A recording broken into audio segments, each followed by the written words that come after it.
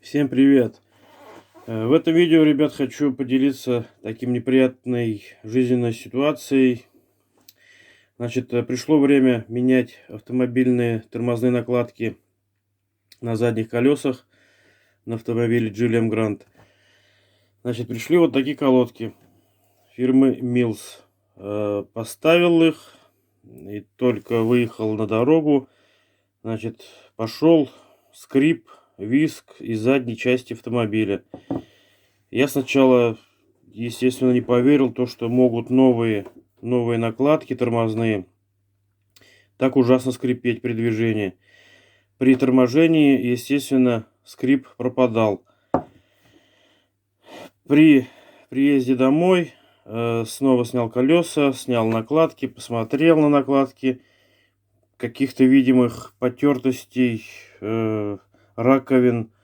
Ну, возможно, может быть, еще и диски сносились, но диски как бы еще в нормальном состоянии, еще походят.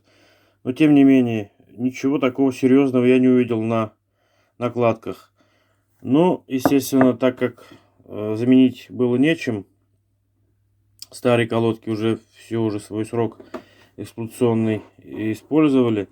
Вот, поставил обратно накладки эти же Mills. И в надежде на то, что какое-то время пройдет, они у меня притрутся. Месяц, наверное, а то и больше я ездил на этих колодках. И ничего такого не произошло. Как был скрип, так и он остался визг. То есть, когда автомобиль движется, еще не прогретые накладки, скрип был такой, скажем, незначительный. А когда уже начинается нагревание тормозного диска, скрип все увеличивался. Итак, значит, скрип не прошел никакой, ничего там у меня не притерлось. Заказал накладки вот такой фирмы Rizal.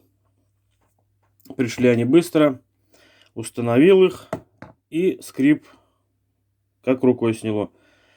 Что хочу сказать. Значит, вот эти накладки фирмы Mills я заказывал за 1100 примерно, там с копейками. А эти накладки пришли за 800 рублей. То есть, что хочу сказать. Дороже не значит качественней. То есть, смотрите сами, ребят. Mills, Rizal. Выбор за вами. Всем спасибо. Всем пока.